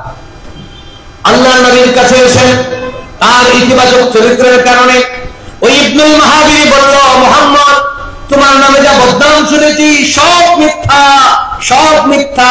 এরকম চরিত্রের কোন মানুষ হতে পারে না, আপনি সাধারণ কোন মানুষ নন, আপনি হচ্ছেন আল্লাহর প্রেরিত নবী। আজ থেকে আমি সিদ্ধান্ত নিয়েছি, আমাকে আপনার হাত মোবারক বাড়াইয়া দেন। নবীজি আপনি আমাকে পড়াইয়া দেন, লা ইলাহা ইল্লাল্লাহু মুহাম্মাদুর রাসূলুল্লাহ। নবীর চরিত্রটা ছিল এমন, আজকের দিনে এসে আমাদের সবচেয়ে যে প্রয়োজন সেটা হলো আমরা নবীর আখলাক, নবীর চরিত্রে চরিত্রবান হতে হবে। আওয়াজ করে বলেন ঠিক কিনা? আমরা যারা এখানে এসেছি আমি আপনাদের কাছে জিজ্ঞাসা করতে চাই, আমরা নবীর উম্মত কি উম্মত নয়? নবীর উম্মত হিসাবে থাকতে চাই কি চাই না?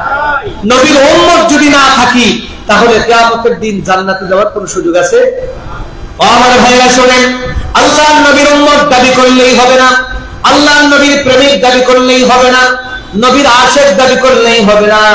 আল্লাহর নবী সাল্লাল্লাহু আলাইহি ওয়াসাল্লামের উম্মত হতে হলে আমাদের সবাইকে দুইটা কাজ করা লাগবে। আওয়াজ করে বলেন কয়টা কাজ? জোরে বলেন কয়টা? খুব সংক্ষিপ্ত সিলেবাস, দুইটা কাজ আমাদেরকে করতে হবে উম্মত হতে হলে। এক নাম্বার কাজ হলো মুহাব্বতুর রাসূল। আমরা আমাদের জীবনের সবকিছু দিয়ে সবার চাইতে কলিজা উজাড় করে যাকে ভালোবাসবো তিনি মুহাম্মাদুর রাসূলুল্লাহ সাল্লাল্লাহু আলাইহি ওয়াসাল্লাম। আমরা রাসূলকে ভালোবাসবো। দুই নাম্বার হলো আমরা আল্লাহর নবীর ইত্তেবা বা অনুসরণ করব। আমি কয়টা কথা বলেছি? এক নাম্বার রাসূলকে ভালোবাসবো, দুই নাম্বার রাসূলের অনুসরণ করবো। আচ্ছা, আমি আপনাদের কাছে জিজ্ঞাসা করি, রাসূলকে ভালোবাসবো সমস্যা নাই, কিন্তু রাসূলকে ভালোবাসবো আমার মা বাবার চাইতে কম। জোরে বলেন না, সন্দেহ আছে? মা বাবার চাইতে কম না বেশি? ছেলেমেয়ের চাইতে? আমার গাড়ি বাড়ির চাইতে তো অবশ্যই কম, ব্যবসা বাণিজ্যের চাইতে কম। আচ্ছা, এগুলি সব কিছুর চাইতে বেশি রাসূলকে মহব্বত করে আমি আশিকে রাসূল হয়ে গেছি। হ্যাঁ, কিন্তু আমি আমার নেতা নেত্রীর চাইতে রাসূলকে কম ভালোবাসবো না বেশি? আজকের সমাজ চিত্রটা কেমন? আমরা কি রাসূলকে বেশি ভালোবাসতে পারছি? ও আমার ভাইরা, আমার বন্ধুগণ, আল্লাহর নবী বলেন, লা ইউমিনু আহাদুকুম হাত্তা আকুনা হাব্বা ইলাইহি মিন ওয়ালিদিহি ওয়া ওয়ালাদিহি ওয়ান নাসি আজমাইন। যতক্ষণ পর্যন্ত তোমাদের লা ইউমিনু আহাদুকুম হাত্তা আকুনা হাব্বা ইলাইহি মিন ওয়ালিদিহি, যতক্ষণ না তোমাদের মা বাবার চাইতে, তোমাদের ছেলে মেয়ের চাইতে, তামাম পৃথিবীর মানুষের চাইতে যতক্ষণ না তোমরা মুহাম্মদ সাল্লাল্লাহু আলাইহি সাল্লামকে বেশি ভালোবাসতে না পারবে, ততক্ষণ পর্যন্ত আশিকে রাসূল তো দূরের কথা, তোমরা কখনো ঈমানদার হতে পারবে? বলেন পারবে? ঈমানদার হওয়া সম্ভব নয়। এজন্য আল্লাহর নবীর চরিত্রে ধারণ করার জন্য, নবীর আদর্শ বাস্তবায়নের জন্য, নবীর আদর্শকে মাথা থেকে পা পর্যন্ত বাস্তবায়নের জন্য, আমার পরিবারে বাস্তবায়নের জন্য, আমার সমাজে বাস্তবায়নের জন্য, আমার সামনে যদি আমার মা বাধা হয়ে দাঁড়ান, আমি কখনো আমার মাকে পরোয়া করবো না। আমার বাবা বাধা হয়ে দাঁড়ালে বাবাকে মানতে পারি না, ভাই বাধা হয়ে দাঁড়ালে ভাইকে মানতে পারি না, নেতা যদি বাধা হয়ে দাঁড়ায় ওই নেতাকে কখনো মানা যায় না। নেত্রী যদি বাধা হয়ে দাঁড়ায় নেত্রীকে বলবো এটা আমি পারি না। আমরা যে যে সেক্টরে আছি, অনেকে বলে আমরা তো বাধ্য হয়ে এই কাজগুলি করেছি, বলে নাই? অনেকে বলে আমরা বাধ্য হয়ে করেছি। আবার আমাদের এই সিলেটের ভালো মানের আলেম নামদারি এবং বড় দরবারের সাহেবজাদা, তিনিও সেখানে গিয়ে একজন জালিমের কদম চুমেছেন, জালিমের পক্ষে কথা বলেছেন। আমরা যখন জিজ্ঞাসা করেছি কেন আপনি এই কাজ করতে গেলেন, তিনি বলেন আপনারা তো আমার খবর নেন নাই, আমি তো স্বাভাবিক কোনো পরিস্থিতিতে ছিলাম না। বলেন নাই? স্বাভাবিক পরিস্থিতিতে নাকি ছিলেন না? আপনি কিসের আশিকে রাসূল? সামান্য একটু লোভের কারণে, কিংবা হয়তো আপনাকে বলছে জেলখানায় বন্দী করবে, তাই না? অথবা হয়তো আপনাকে বলছে তোমাকে ফাঁসি দিয়ে শেষ করে দিবে। এর চাইতে বেশি কিছু করার আছে? বলেন বলেন। ভয় কিংবা লোভের কারণে আপনি জালিমের কাছে চলে গেলেন, জালিমের সহযোগী হলেন। আপনি আর যেই হন না কেন, আমি স্পষ্ট ভাষায় বলেছি, আল্লাহর রাসূলের কোন মহব্বত তার ভিতরে থাকলে তিনি কি এই কাজ করতে পারতেন?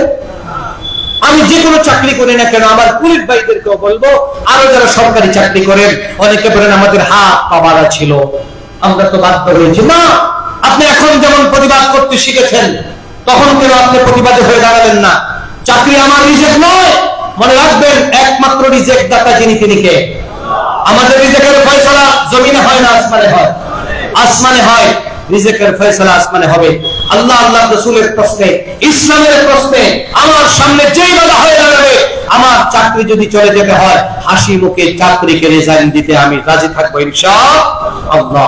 আমার সামনে যিনি বাধা হয়ে দাঁড়াবেন তার বিরুদ্ধে মুখ টান করে দাঁড়িয়ে যাবো, জীবন দিব।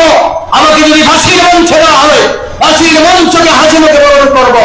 আমাকে যদি গুলি করে হত্যা করার চেষ্টা করা হয় বুক পেতে দিব, আমার যদি একটা হাত নিয়ে যাওয়া হয় হাত দিয়ে দিব, চোখ দিয়ে দিব। এক সেকেন্ডের জন্য আল্লাহ আল্লাহ রাসূলের পথ থেকে আমরা কখনো সরে যেতে পারি না।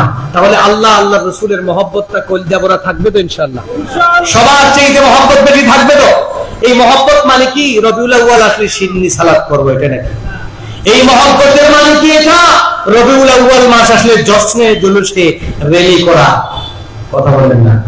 এই মহব্বতের মানে কাওলান ওয়া আমালান ওয়া ইতিকাদান, কথায় কাজে বিশ্বাসে রাজনৈতিক দর্শনে সমাজনীতিতে পারিবারিক নীতিতে ব্যক্তিগত জীবনে সকল ক্ষেত্রে রাসূলকে আইডিয়াল আদর্শ মানব, এটাই হচ্ছে রাসূলকে ভালোবাসা, ঠিক কিনা? আমি একটা কথা বলি আপনাদেরকে, ইবনে কাসির রাহমাতুল্লাহি আলাইহি তিনি বলেছেন কুল ইন কুনতুম তুহিব্বুনাল্লাহ ফাত্তাবিউনি ইউহিব্বুকুমুল্লাহ। ওই আয়াতের তাফসীরে সুন্দর করে বলছেন মান ইদ্দাআ মুহাব্বাতাল্লাহ ওয়া লাইসা আলা তরিকাতিল মুহাম্মাদিয়্যা ফাইন্নাহু কাযিবুন ফি দাওয়াহু ফি নাফসিল আমর। দিলে বলেন নাউযুবিল্লাহ। তিনি খুব সুন্দর করে বলছেন যে ব্যক্তি দাবি করলো সে মুহাম্মদ সাল্লাল্লাহু আলাইহি ওয়াসাল্লামকে এবং আল্লাহকে সে ভালোবাসে, আল্লাহর আশিক রাসূলের আশিক, এরকম দাবিদার মানুষ এখন কম না বেশি? দাবিদার মানুষের সংখ্যার অভাব নাই। দাবি করলো রাসূলকে মহব্বত করে, আল্লাহকে মহব্বত করে, কিন্তু মুহাম্মদের তরিকায় তার জীবন চালায় না, এরকম মানুষের সংখ্যা এখন কম না বেশি?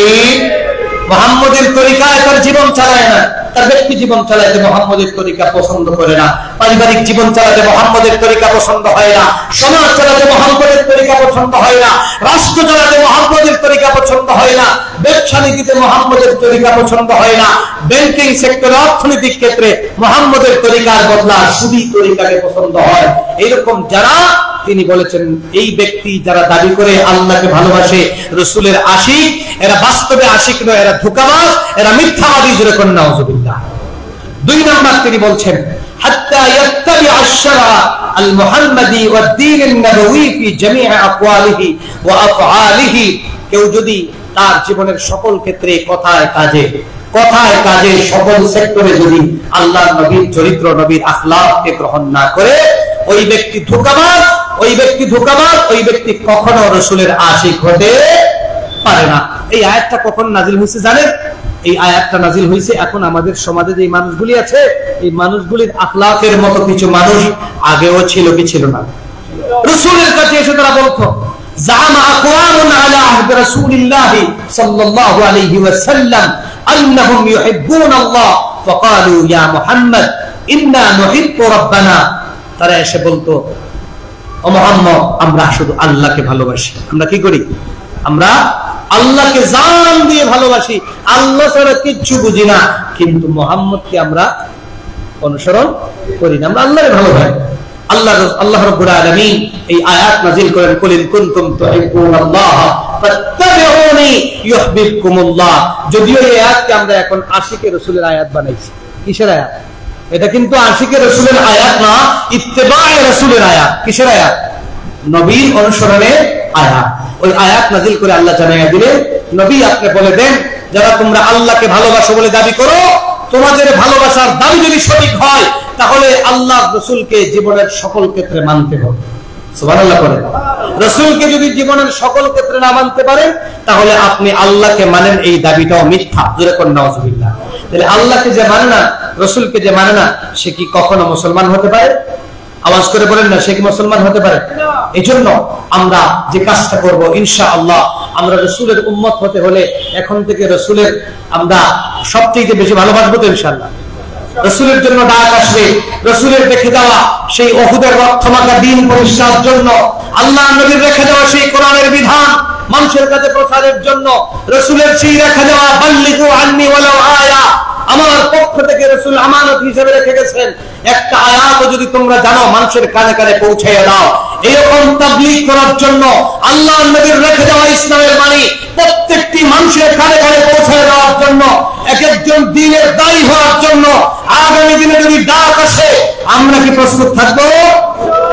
আলহামদুলিল্লাহ, কবুল করে না। আমি দুই নাম্বার আমরা যেটা রাসূলের উম্মত করতে হবে সেটা হলো ইত্তেবায়ে রাসূল। আল্লাহ রাসূলের অনুসরণ করা লাগবে। কি করা লাগবে? আল্লাহ রাসূলের অনুসরণ করা লাগবে সকল ক্ষেত্রে। আমরা যদি অনুসরণ করতে পারি, রাসূলের সুন্নাহ যদি সকল ক্ষেত্রে অনুসরণ করতে পারি, আল্লাহ রাসূল বলেছেন মান আহাব্বা সুন্নতি ফাকাদ আহাব্বানি ওয়া মান আহাব্বানি কানা মাই ফিল জান্নাহ। যেই ব্যক্তি আমার সুন্নাতকে মহব্বত করলো সে যেন আমি নবীকে ভালোবাসলো। সুবহানাল্লাহ করেন। যে আমার সুন্নত মানে কি? আমার দিকে তাকান। সুন্নত মানে মিসওয়াক, সুন্নত মানে পাগড়ি, কথা বলেন না কেন? সুন্নত মানে লম্বা পাঞ্জাবি। সুন্নত মানে কি? আজকে সুন্নতটাকেও চিন্তাই করা হচ্ছে। সুন্নত মানে কিছু মানুষ এটা বুঝায় সুন্নত মানে হলো এখানে পাগড়ি থাকবে, সুন্নত মানে হলো লম্বা একটা পাঞ্জাবি থাকবে, সাদা দবদবা, হাতে তসবিহ থাকবে, লাঠি থাকবে, পকেটে আতর থাকবে, চিরুনি থাকবে, আর দাওয়াত ঠিক মতো খেতে হবে। এগুলিকে আমরা সুন্নত বানাইছি, ঠিক না? সুন্নত মানে হলো জীবন তরিকা, সুন্নত মানে হলো তরিকা। সুন্নত মানে কি? তরিকা। রাসূল যে তরিকা রেখে গেছেন, আল্লাহ রাসূল যে জীবন ব্যবস্থা রেখে গেছেন, আল্লাহ নবীর ব্যক্তিগত জীবন থেকে শুরু করে রাষ্ট্রীয় জীবন পর্যন্ত, একটা কথা মনে রাখতে হবে, বাংলাদেশের উলামায়ে কেরাম যতদিন পর্যন্ত একটা জায়গায় একমত হতে না পারবো, বাংলাদেশের প্রত্যেকটি মক্তব, প্রত্যেকটি মিম্বার থেকে একটা আওয়াজ যতদিন পর্যন্ত উচ্চারিত না হবে, আল্লাহ রাসূল যেমন করে মিম্বরের ইমাম ছিলেন, মসজিদে নববীর খতিব ছিলেন, তেমন করে আল্লাহ রাসূল সাল্লাল্লাহু আলাইহি ওয়াসাল্লাম রাষ্ট্রপ্রধান ছিলেন, ঠিক কি না? আল্লাহ রাসূল যেই সমাজের মসজিদে নববীর খতিব ছিলেন, ইমাম ছিলেন, ওই সমাজের রাষ্ট্রপ্রধান মনে হয় আবু জাহেল ছিল। কথা বলেন না কেন? ওই সমাজের রাষ্ট্রপ্রধান কে ছিলেন? হ্যাঁ, তবে বিচারপতি মনে হয় সিনহা বাবু ছিলেন। হ্যাঁ, কে ছিল? মুহাম্মদুর রাসূলুল্লাহ। হ্যাঁ, তবে সেনা প্রধান মনে হয় ওয়াকারুজ্জামান ছিলেন। যুদ্ধের ময়দানে কে প্রধান ছিলেন? মুহাম্মদুর রাসূলুল্লাহ সাল্লাল্লাহু আলাইহি ওয়াসাল্লাম। আজকে মাজার নিয়ে, শাহজালাল শাহপুরানের মাজার নিয়ে এত বছর পরে আন্দোলন করতে হচ্ছে কেন? আমরা যদি আরো আগে রাখতে পারতাম, আমরা যদি পরিকল্পিত কাজ করতে পারতাম, আমরা যদি সেই শাহজালালের আলিত তাওহীদের যে দাওয়াত নিয়ে এসেছিলেন, শাহজালাল শাহপুরান 360 আউলিয়া যেই তাওহীদের দাওয়াত নিয়ে এসেছিলেন, শিরকে খতম করে আল্লাহর একত্ববাদকে কায়েম করার জন্য সকল জাহিলিয়াতকে নিঃশেষ করে দিয়ে আল্লাহর কোরআনের আইন বাস্তবায়নের জন্য এসেছিলেন, তাদের হাতে তসবিহ যেমন ছিল, শাহজালালের হাতের সেই তরবারিটাকে আজকে লুকায় রাখা হয়েছে, ঠিক না? সেই তরবারির স্পিড যদি আমাদের মধ্যে থাকতো, আমরা যদি সেই তরবারিকে শান দিতে পারতাম, আমরা আমাদের আগামী প্রজন্মকে যদি তার তরবারি দেখিয়ে বলতে পারতাম, শাহজালাল শুধুমাত্র জায়নামাজ বিছিয়ে নামাজ পড়েন নাই, তাহাজ্জুদের নামাজে শুধু চোখের পানি ফেলে দেন নাই, শাহজালাল তিনি নামাজের পাশাপাশি তরবারি হাতে নিয়ে গৌরগোবিন্দ সহ ইসলাম বিদ্বেষীদেরকে এখান থেকে বিতাড়িত করেছিলেন। আওয়াজ করে বলেন ঠিক কিনা? আমরা সেই তরবারির স্পিডকে বন্ধ করে দিয়া আমরা সেখানে কি করছি? দান বাক্স বসিয়ে দিয়েছি, মসজিদেও দাও, মাজারেও দাও, মাদ্রাসায়ও দাও, ঠিক না? তিনটা বাক্সকে এক করে দিয়েছি। এগুলি বন্ধ করে যদি তখন থেকে আমরা আওয়াজ করতে পারতাম, আজকে শাহজালালের কবরকে কেন্দ্র করে শিরকের আড্ডাখানা বসতো না, শাহপুরানের মাজারকে কেন্দ্র করে শিরকে উঠানোর জন্য এত বছর পরে আন্দোলন করে আজকে আমাদের ছাত্রদেরকে, আমাদের মুসলমানদেরকে আহত হতে হতো না। আওয়াজ করে বলেন ঠিক কিনা? এজন্য আমাদেরকে যে কাজটা করতে হবে, আমরা আল্লাহ রাসূলের অনুসরণ করব ইনশাআল্লাহ। রাসূল বলেছেন যারা আমার সুন্নতকে মানবে, আমার তরিকা মানবে, ওমান নাহাব্বানি কানা মাই ফিল জান্নাহ, সে জান্নাতে আমার সাথে থাকবে। আওয়াজ করে বলেন সুবহানাল্লাহ। রাসূলের সাথে জান্নাতে যেতে চাই তো ইনশাআল্লাহ? রাসূলের সাথে জান্নাতে যেতে চাইলে রাসূলের জীবন ব্যবস্থাকে অনুসরণ করা লাগবে কি লাগবে না? যেটা বলেন, রাসূলের জীবন ব্যবস্থাকে অনুসরণ করা লাগবে। আল্লাহ রাসূল সাল্লাল্লাহু আলাইহি ওয়াসাল্লাম সব কিছুর আদর্শ ছিলেন। আমি 2 মিনিটে আপনাদের সামনে এই কথাগুলি বলে শেষ করছি। আল্লাহ রাসূলের কয়েকটি আখলাকের কথা বলছি। 1 নাম্বার দেখেন, আল্লাহ রাসূল সাল্লাল্লাহু আলাইহি ওয়াসাল্লাম চরিত্রের দিক থেকে ছিলেন সবচেয়ে শ্রেষ্ঠতম চরিত্রের অধিকারী। 2 নাম্বার রাসূলের চরিত্র মা আহলিহি, রাসূল তার পরিবারের সাথে কেমন ছিলেন, একজন স্বামী হিসাবে রাসূল কেমন আদর্শ ছিলেন শুনেন। আল্লাহ রাসূল সাল্লাল্লাহু আলাইহি ওয়াসাল্লাম বলছেন, খায়রুকুম খায়রুকুম লিআহলি ওয়া আনা খায়রুকুম লিআহলি, তোমাদের মধ্যে ওই ব্যক্তি সবচেয়ে উত্তম যে তার স্ত্রীর কাছে, তার পরিবারের কাছে উত্তম। করে বলুন সুবহানাল্লাহ। রাসূল বলছেন, আমি আমার পরিবারের কাছে সবচেয়ে উত্তম ব্যক্তি। 3 নাম্বার আল্লাহ রাসূল সাল্লাল্লাহু আলাইহি ওয়াসাল্লামের চরিত্র কেমন ছিল। রাসূল ঘরে গিয়া জুতা সেলাই করে দিতেন, রাসূল ঘরে গিয়া দুধ দোহন করে দিতেন, কাপড় সেলাই করে দিতেন। রাসূলের কোনো অহংকার ছিল না। 3 নাম্বার, আল্লাহর নবীর আখলাক শিশুদের সাথে কেমন ছিল। আল্লাহ রাসূল সাল্লাল্লাহু আলাইহি ওয়াসাল্লাম শিশু হত্যাকারী ছিলেন না। নবীজি শিশুকে দেখলে আগেই সালাম দিতেন, যেরকম সুবহানাল্লাহ। শিশুদেরকে দেখলে সালাম দিতেন। সর্বোপরি আল্লাহ রাসূল সাল্লাল্লাহু আলাইহি ওয়াসাল্লাম কর্মচারীদের ক্ষেত্রে, এমনকি শ্রমিকদের ক্ষেত্রে আল্লাহ রাসূলের চরিত্রটা কেমন ছিল। আল্লাহ রাসূল সাল্লাল্লাহু আলাইহি ওয়াসাল্লামের একজন খাদিম ছিলেন, তার নাম ছিল আনাস ইবনে মালিক রাদিয়াল্লাহু তাআলা আনহু। তিনি বলছেন, আমি আল্লাহর নবীর কাছে 10 বছর খিদমত করেছি। আল্লাহ রাসূল সাল্লাল্লাহু আলাইহি ওয়াসাল্লাম ফামা ক্বালা লি উফিন কাত্তুন ওয়া মা ক্বালা লি শাইইন সানাতুহু লামা সানাতা। একটা দিন রাসূল আমাকে বলেন নাই, আনাস তুমি এটা করলে কেন, এটা করো নাই কেন। সুবহানাল্লাহ। একদিন রাসূল আমাকে বলেন নাই। এবং আল্লাহ রাসূল সাল্লাল্লাহু আলাইহি ওয়াসাল্লাম এতিমদের জন্য আদর্শ ছিলেন, প্রতিবেশীর জন্য আদর্শ ছিলেন, শ্রমিকের জন্য আদর্শ ছিলেন।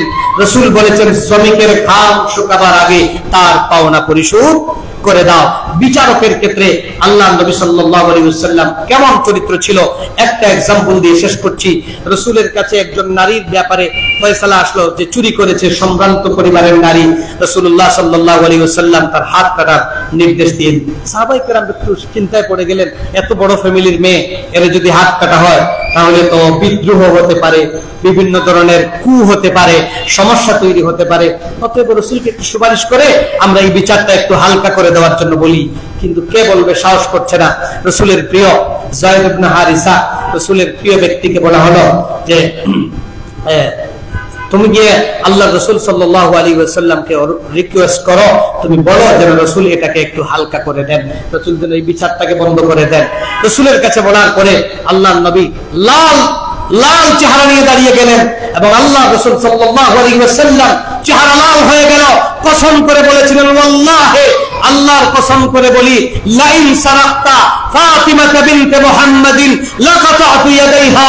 আমি আল্লাহর কসম করে বলছি, এই ফাতিমা কেন, আমি মুহাম্মদের মেয়ে ফাতিমা যদি আজকে চুরি করত, আমি মুহাম্মদ তার 2 হাত কেটে দিতাম। আল্লাহু আকবার।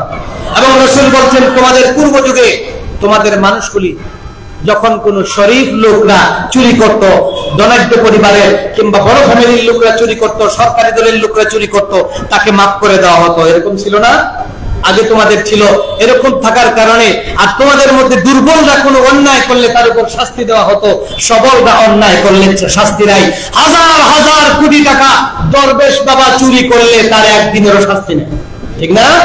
জামাই আদরের সমাজ চেয়ে উপরে উপদেষ্টা বানিয়ে রাখা হয়েছিল, কিন্তু সামান্য একজন মানুষ নিরপরাধ হালকা অপরাধ করেছে, বছরের পর বছর তাকে জেলখানায় রাখা হয়েছে, ঠিক না? এই কথাটা আগেও ছিল। আল্লাহ রাসূল বলেছেন, না হালাকু মান কানা ক্বাবলাকুম, তোমাদের পূর্বের জাতি ধ্বংস হয়েছে একটা কারণ, ইযা সারাকাশ শরীফু তারাকু, যখন তোমাদের বড় লোকরা চুরি করতো তখন তোমরা তাদেরকে ছেড়ে দিতে, আর তোমাদের মধ্যে ছোট লোকরা যখন, সমাজের নিম্ন শ্রেণীর মানুষ যখন কোন অন্যায় করতো তাকে শাস্তি দিতে। এই কারণে সমাজ ধ্বংস হয়েছে। এই জন্য আল্লাহ রাসূলের এই চরিত্র যদি আমাদের বিচার ব্যবস্থায় আসে, এবং রাসূলুল্লাহ সাল্লাল্লাহু আলাইহি ওয়াসাল্লাম বলেছেন, বিচারকদের মধ্যে ওই বিচারক জান্নাতি, যেই বিচারক জাস্টিফাই করে, যেই হোক না কেন, তার ভাই হোক, তার ছেলে হোক, তার দলের লোক হোক, যেই হোক না কেন, সঠিক রায় দে, ওই বিচারক জান্নাতি। আর ওই বিচারক জাহান্নামী যারা জানার পরেও দলীয় বিবেচনায় তাদেরকে মাফ করে দেয়। আসুন আমরা সকল ক্ষেত্রে রাসূলের চরিত্রকে পৌঁছাইয়া দেই। আগামী সোনার বাংলাদেশ যদি করতে চান, সংস্কার যদি চান, সোনার বাংলাদেশ করতে চাইলে, সংস্কার চাইলে, এখন কিন্তু সংস্কার করার জন্য শুরু হয়েছে। এই সংস্কার যদি কোরআন দিয়ে যতদিন না করতে পারবেন, রাসূলের চরিত্র দিয়ে যতদিন পর্যন্ত করতে না পারবেন, কোন সংস্কার কাজে বাংলাদেশকে সংস্কার করা সম্ভব হবে না। আসুন আগামীর বাংলাদেশ হোক ইসলামের বাংলাদেশ। আগামীর বাংলাদেশে আমরা এমন দায়িত্বশীল নির্বাচন করি যারা 5 ওয়াক্ত নামাজি হবে, দুর্নীতিবাজ হবে না, সন্ত্রাসী হবে না, কোরআন অনুযায়ী, রাসূলের তরিকা অনুযায়ী আমাদেরকে শাসন করবে, আমাদেরকে পরিচালনা করবে। আল্লাহ সুবহানাহু ওয়া তাআলা আমাদেরকে কবুল করুন। হাদা মা ইনদি ওয়াল ইলমু ইনদাল্লাহ। ওয়াসসালামু আলাইকুম ওয়া রাহমাতুল্লাহি ওয়া বারাকাতুহু।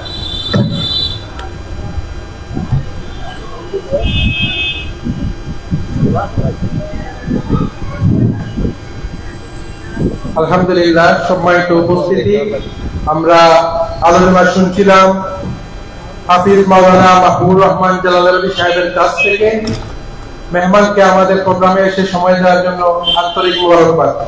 সম্মানিত উপস্থিতি, এই পর্যায়ে আমাদের এশার নামাজের বিরতি। এশার নামাজের পর আমাদের প্রধান আলোচক ইমাম খতিব শাহজালাল বিজ্ঞান ও প্রযুক্তি বিশ্ববিদ্যালয় কেন্দ্রীয় জামে মসজিদের হাফিজ মাওলানা মতিউর রহমান সাহেব প্রধান অতিথি আলোচনা রাখবেন। আপনারা নামাজের পরপরই এখানে চলে আসবেন।